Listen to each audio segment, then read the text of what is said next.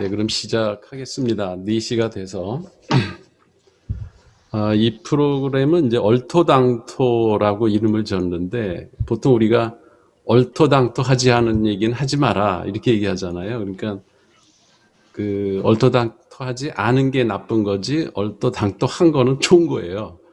그 어원을 보니까는 얼토가 옳다는 뜻이고, 당토가 당연한 거, 그러니까 옳고 당연한 얘기를 한다.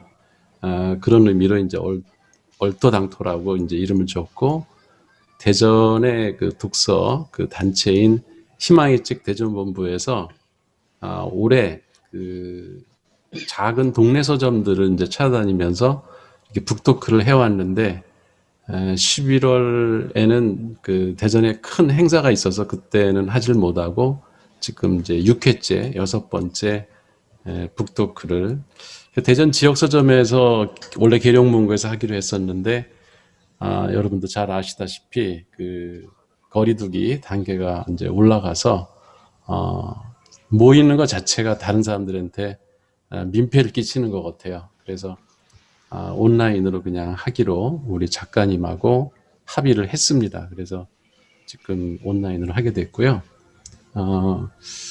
사실 이 책을 읽다가 안 운 사람은 이상한 사람, 저도 막 펑펑 울었는데, 감동스러운 얘기가 많아가지고, 이렇게 인권운동을 평생 하면서, 굽히지 않고, 굴하지 않고 저렇게 끝까지 버티는 거 보면은, 저한테는 연하지만, 존경할 수밖에 없는 그런 후배이기도 하고요.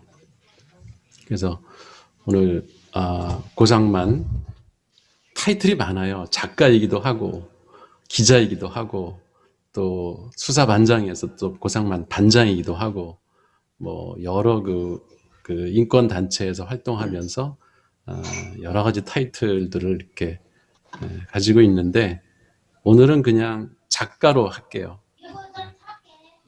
2년이라는 책에 작가로 모셨기 때문에 고상만 작가로 호칭을 하겠습니다. 그래서 먼저 여기 줌 화면에 계신 분들끼리 잠깐 자기소개하는 거는 좀 필요할 것 같아요. 그래서 먼저 고상만 작가님이, 뭐 여기 책을 읽으신 분들은 작가 소개가 길어서 그 대충 알고 계시겠지만, 그래도 본인이 직접 나는 어떤 사람이다라고 그 소개하는 게 좋을 것 같습니다. 고상만 작가님, 예, 제 소개를 하라는 말씀이었던 거군요. 간단하게. 예.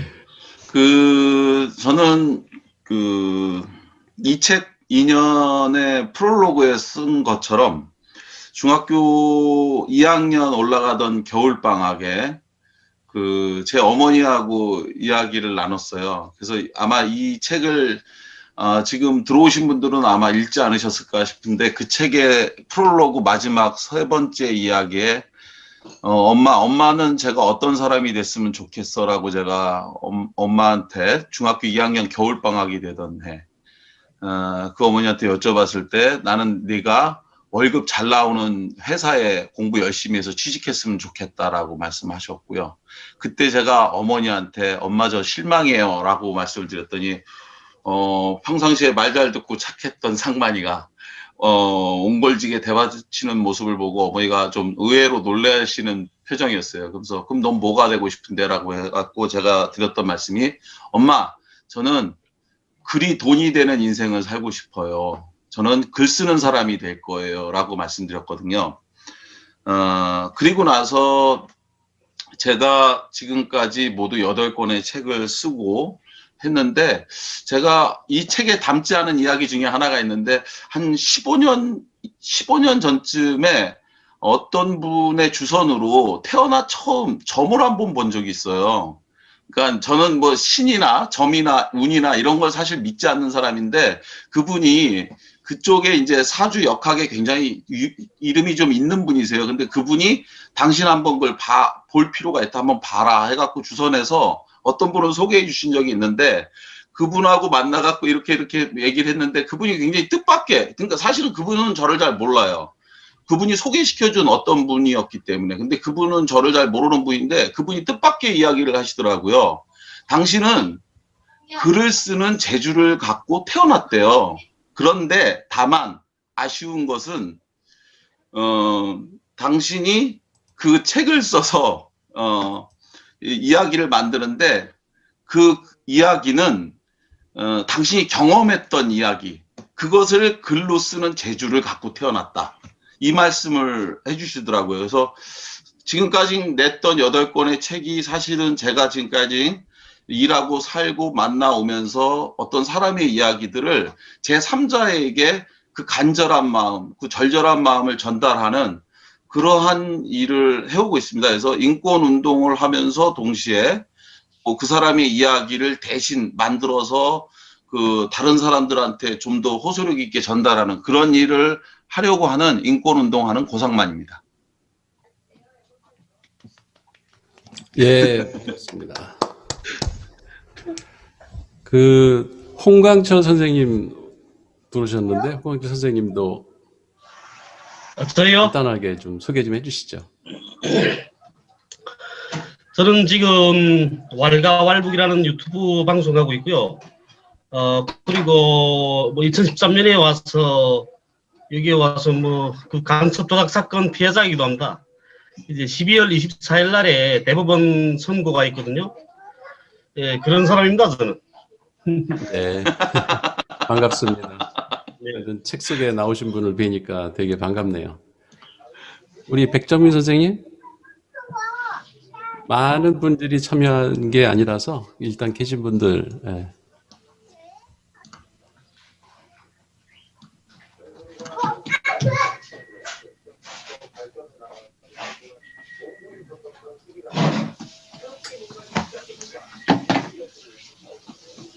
지금 하석태 선생님 점프TV 화면이 지금 나오고 있거든요.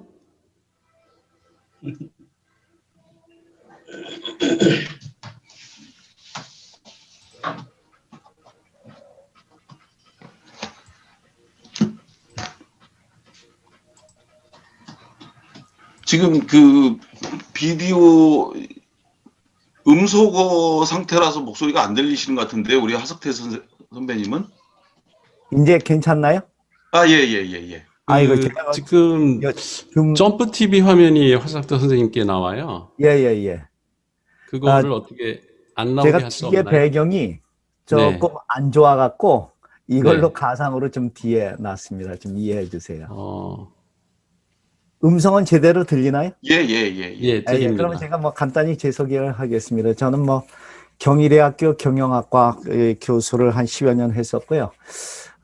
또 코레일 그 산하 그 자회사 코레일 네트워크 거기 대표 했었는데 마지막에 그 뭐 아마 좀 많이들 아실 거예요. 그 뉴스타파에서 좀 오보를 해갖고 저한테 대해서는 취재를 안 하고 그래갖고 좀 송사에 휘말려 있는데 최근에 제가 뭐 재판에서 이겼습니다. 우선 그 코레일이 뭐 잘못했다 이게 재판부가 인정돼 갖고 또 장준하 기념재단의 그 장옥원 회장님이 의뢰를 해서 지금 거기 그 사상계 대표를 지금 맡고 있습니다. 우리 고상만 국장님하고는 뭐 오랫동안 서로 알고 있는데 최근에 갖고 좀 약주를 자주 합니다.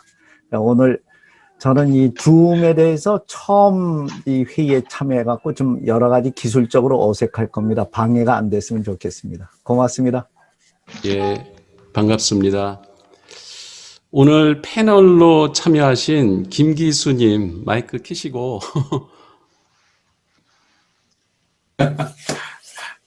예, 안녕하세요. 예, 반갑습니다. 대전에서 책 읽고 지내는 거 좋아하는 김기수라고 합니다. 반갑습니다. 예.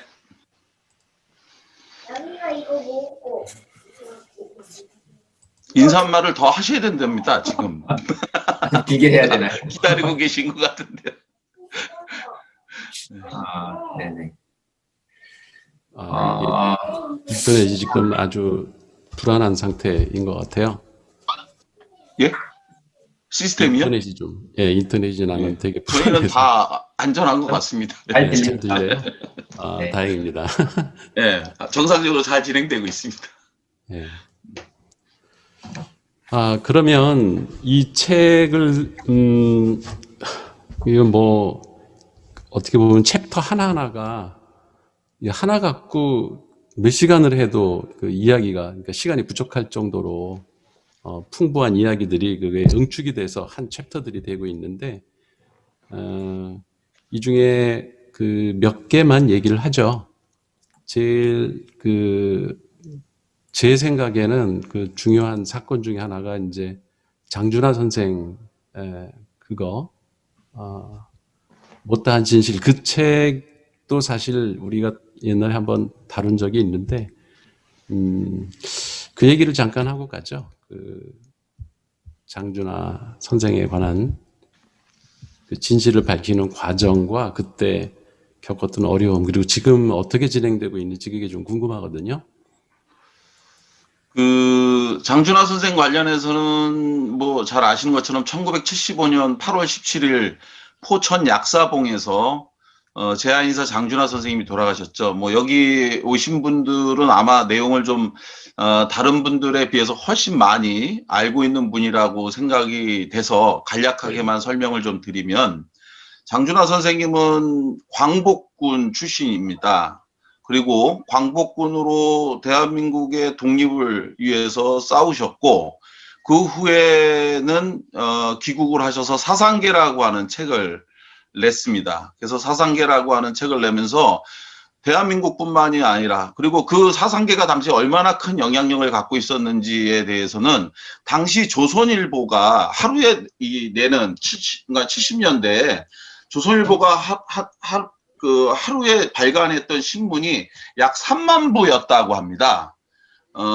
그런데 사상계가 한 달, 월간지인데, 당시에 냈던 사상계는 월 8만 부를 생산할 정도로, 굉장히 큰 영향력을 갖고 있었고, 그래서, 필리핀에서 주는 막사이 사이상 언론 부문의 상도 국제적으로 받을 정도로 굉장히 유명한 언론인이었는데, 그런 그 언론에 대해서 박정희 정권이, 탄압을 해서 결국은 사상계가 부도가 난 후에는 말로는 더 이상 싸워서 이길 수 없다라고 생각해서 1967년도에 박정희에 대해서 그 비판한 죄로 서대문 그 형무소에 갇혔고 그때 옥중 출마를 선언해갖고 국회의원으로 옥중 출마를 해서 당선이 된 그리고 나서 1971년도에는 다시 두 번째 국회의원 선거에 출마했지만 박정희의 대대적인 그 부정 선거로 인해 낙선하고 나서요. 그리고 나선 73년도에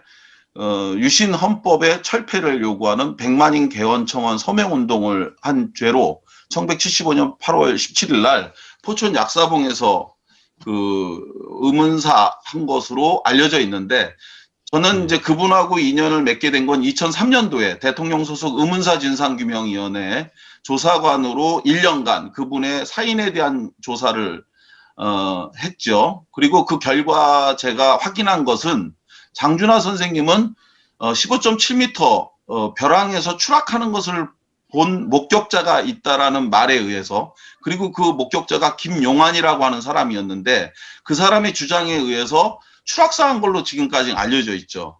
그런데 제가 조사한 결론은 장준하 선생은 추락하지 않았다입니다. 명백합니다. 그것은.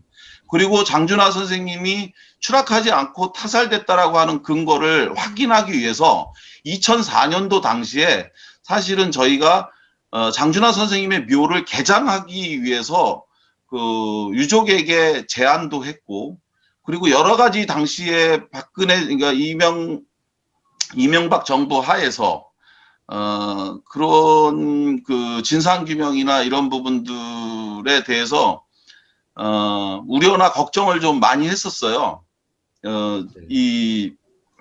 유가족 쪽에서. 그래서 결국은 분묘 개장을 할 수가 없었고, 그것 때문에 결국은 저희가 묘를 열어서 그래서 장준하 선생님의 두개골 형태가 어떠냐라는 것을 저희가 직접 보면 그것에 대해서 사인을 분명하게 내릴 수 있다라고 당시에 최종민 경북대 의대 그 교수의 조언을 받아서 묘를 열려고 했던 건데 그게 실패했고, 그래서 나중에 이제 그것을 열어서 확인하기 위해 진상규명 불능으로 결정을 내린 거죠.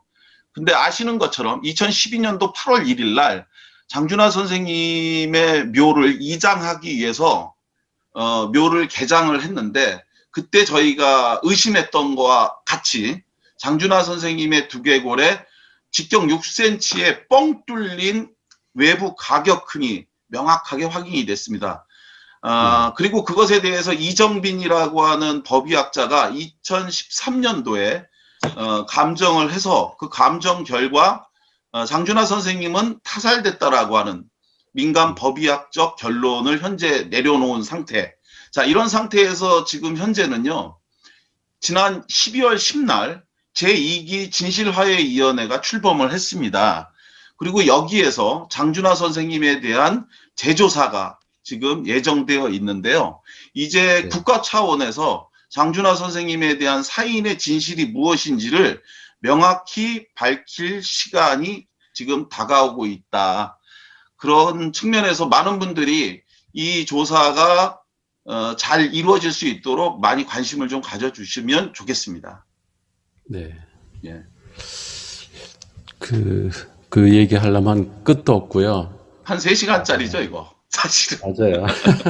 제가 이 분량을 건너뛰기 있는데, 근데 사실은 이제 2년에서는 장준하 선생님의 사인과 관련한 부분들을 집중적으로 다룬 건 아니고, 아시는 것처럼 우리 강신철 교수님, 우리 지금 현재 동부 교도소에 가 있는, 예, 이명박 전 대통령이, 이명박 씨가 가장 좋아했다는 책 제목이 뭔지 아시죠?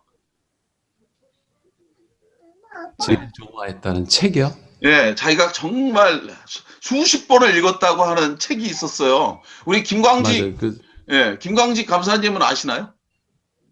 맞네. 음소거를 제거해야 됩니다. 목소리가 들리려면. 네.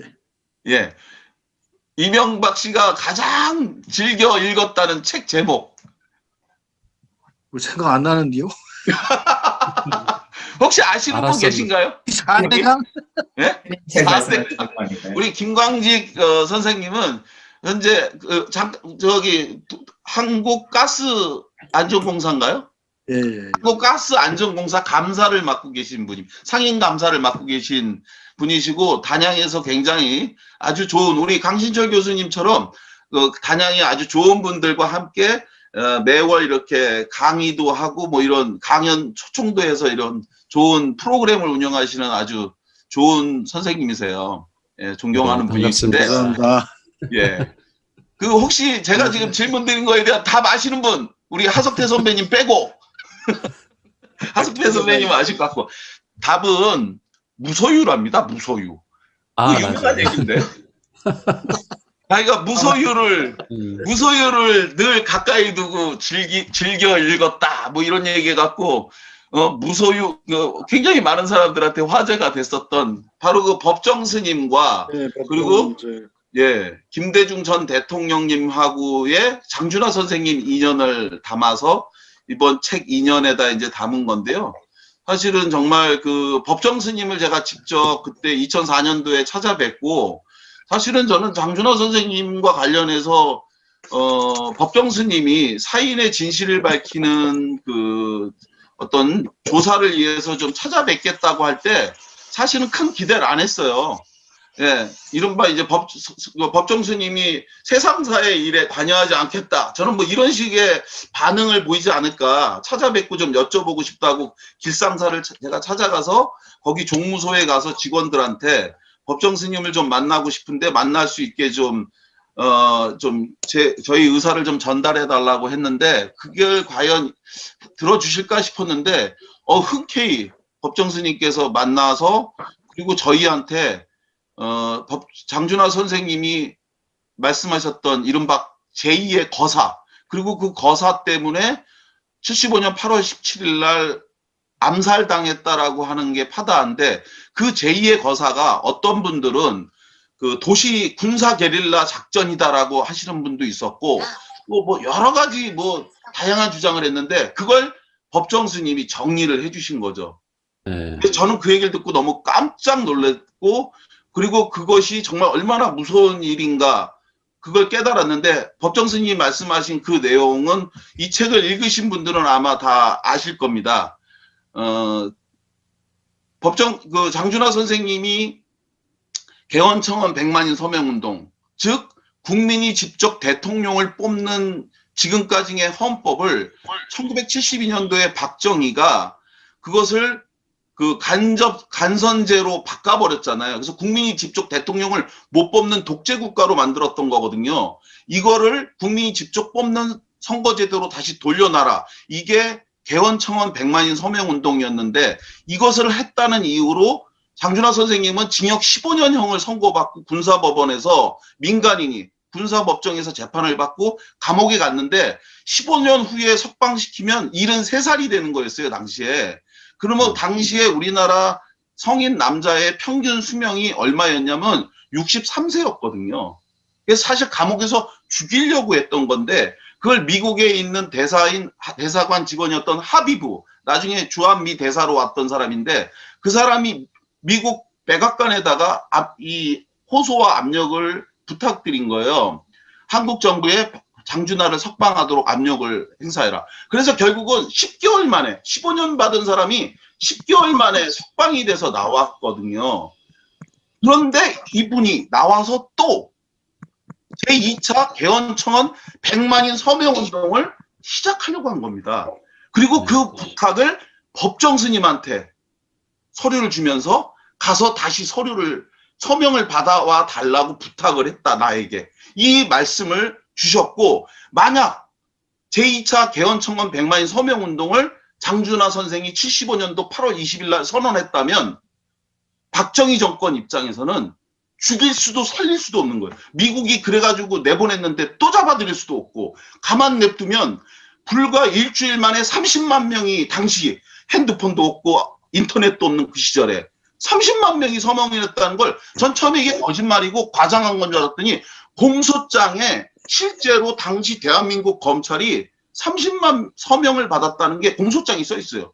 그런데 2차 개헌 서명운동을 했다. 그러면 정말 박정희 정권은 위태로웠던 거죠. 그래서 장준하 선생을 죽일 수밖에 없었던 거고 마지막으로 한 말씀만 더 첨언한다면 이겁니다. 87년 6월 항쟁.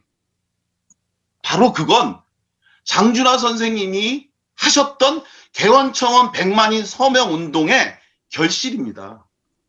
장준하 선생님이 바로 73년도 1차 개헌 서명운동 그게 뭐라고 그랬어요? 2차는 뭐라고 그랬어요? 국민이 직접 대통령 뽑을 수 있도록 직선제로 되돌려놓으라고 한 거고 그걸 위해 싸우다가 목숨을 잃었는데 바로 87년 6월 항쟁이 호언철폐 독재 타도했잖아요. 그래서 저는 장준하 선생님의 정신은 75년 8월 17일 날 돌아가셨지만 87년 6월 항쟁으로 살아계신 거다. 저는 이걸 정말 많은 분들한테 알리고 싶어요. 말이 길었죠. 선생님이 고맙습니다. 그 채팅창에다가 올려놓으셨네. 이명박은 무소유. 그래서 4대강에 22조를 몽땅 쏟아버렸다. 그 지돈을 벌어야지 왜 국민 돈을 버려? 네, 이거. 우리 김기수 패널님 그 질문이나 뭐 이 책 읽고 코멘트 읽은 사람들 왜 그 페이스북에다가 눈물을 흘리면서 이 책을 읽고 있다고 댓글 하신 분 예. 김기수 우리 희망의 책 대주본부 이사님이세요. 뭐 장준하 에피소드랑 별개로 그냥 전반적으로 이야기를 하면 되는 말씀이신가요? 네? 질문이 아니, 질문은 아니고요. 예. 예. 얘기가 지금 떠들다 보니까. 에피소드를 뭐 장준하 탓할 것만 하나 싶어서 그냥 전반적으로 하면 되나요? 예. 뭐 그냥 말씀 다 주시면 되는 거죠. 예. 사실은 제 아버지 얘기하고 싶었는데. 네, 아까 좀 이따가 자연스럽게 이어질 수 있을 것 같다고 생각하는 게 그 예. 책에 대한 감상을 이제 말씀하라고 하시니까 이사장님께서 책을 너무 잘 읽었고 예, 아유, 고맙습니다. 책을 뭐 제가 작가님 직접 만나뵌 적은 없지만 뭐 이런저런 글로나 뭐 아, 예. 나는 꿈스타에서의 장준하 에피소드나 해서 잘 예. 들어서 알고는 있었는데 책 자체를 굉장히 잘 쓰셨다고 생각이 든 게 그 읽어서 뭐 사실 재밌는 이야기들은 아니고 참 절절한 이야기들인데 이런 읽기에 얘기도 너무 몇 개 있지 않나요? 그 경찰이 저한테 꽃등심 아, 예, 사준 그런 거 얘기나 뭐 있죠. 이런 것들. 예, 한우 뭐그 대사건 이런 거 경찰이 있긴 한데, 한우 꽃등심 사준 사건은 뭐 정말 재밌는 얘기 아닙니까? 예, 그 재밌습니다. 예. 전반적으로 제가 느낌을 가진 건 그 읽히게 책을 굉장히 잘 쓰셨다라는 생각이 들어서 또 그리고 분명 뒤에 가면 약간 알만한 이야기들인데 그거를 뒤에 가서 이렇게 반전처럼 나오게 하는 그 묘미도 있으셨던 것 같아요. 이게 사실 조금 식상할 수 있는 게 아버지에 대한 이야기, 뭐 장인어른에 대한 이야기의 패턴이 제목만 봤을 때는 아 이거 좀 그냥 에세이니까 뭐 예. 경험 많으시고 겪은 게 많으신 분이 그냥 글 쓰셨나 보다 이러면서 읽기 시작했거든요. 예.